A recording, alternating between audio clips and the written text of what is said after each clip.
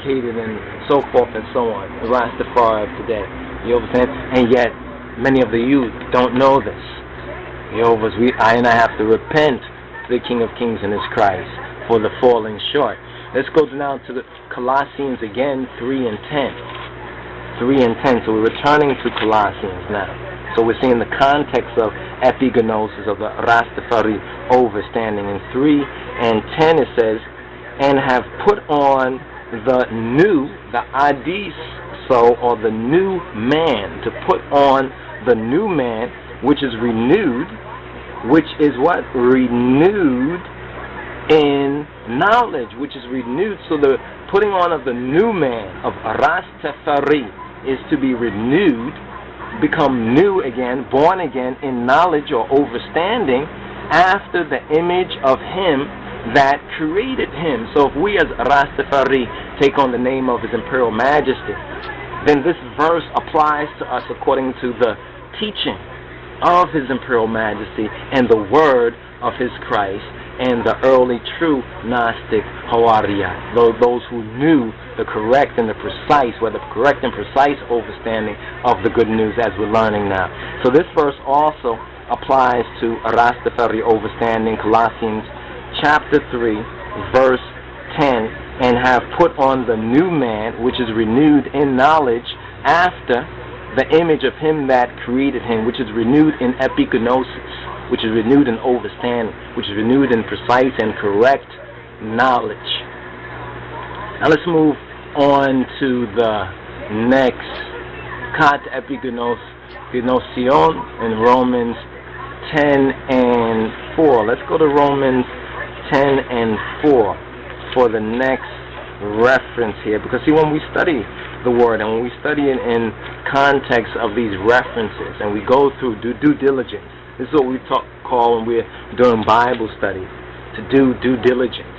This means, as if you can follow along with what we have up there in this lecture, you see where it says that we dealt with a New Testament knowledge of ethical and divine things, dealt Philippians 1 and 9, Colossians 3 and 10. Then this was that kat epigenosion, and this is Romans 10 and 2 with the genitive of the thing known.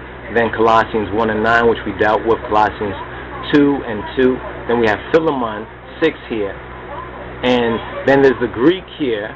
You understand, speaking about with knowledge, right there in the Greek. Now, it's not expected that each of us is going to know all these things, but once you know the basic abbreviations for the biblical verses that are cited under a particular key root word, it's very fundamental to your growth, to your being able to renew yourself in knowledge, to really study these things and to spend the time. We haven't gotten through even half of this just as of yet, but even in this process, many of y'all can then get a better context to such a word like overstanding, and how the verses here that are connected with this particular word overstanding deal with that first degree, or that first level, that birth, born again level of Rastafari, but according to the will of His Imperial Majesty, which is based on the true teaching of the Bible. Now 10 and 2, which is the next quote. 10 and 2 says this from Romans.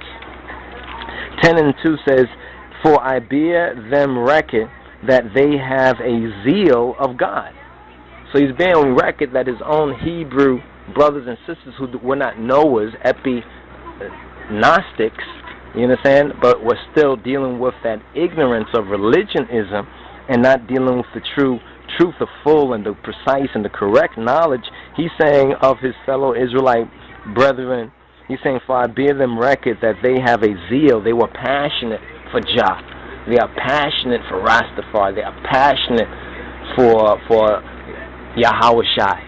You understand? But what it says, but not according to what? Knowledge. That word knowledge right there, according to this study, is epigenosis, which means the precise and correct knowledge. They had knowledge, but it was not precise. It was not correct knowledge. That's another use right there. Now, if we will go once again to Colossians, we've been going back and forth to Colossians, because this is like a basic, this is like a first, like a born-again level for Rastafari, what we're studying right here. And it's very important that we try to do and to show the example to our brothers and sisters of doing due diligence. When we're going through such a study, don't just say take the first couple of definitions, but try to make the time and find the time to come back to, or come forward, you know, to come forward to really study these things in much more detail. So Colossians 2:2, speaking of the Godhead incarnate, the Melekot that's incarnate in Christos, in whom the Mitmenon is complete, is fulfilled. It says that their hearts might be comforted, being knit together in love, and to all riches in the full assurance of understanding, to the acknowledgement of the mystery of God and of the Father and of Christos. This is very, very important. In whom are hid all the treasuries of wisdom and knowledge, and the precise and the correct knowledge. Very, very important.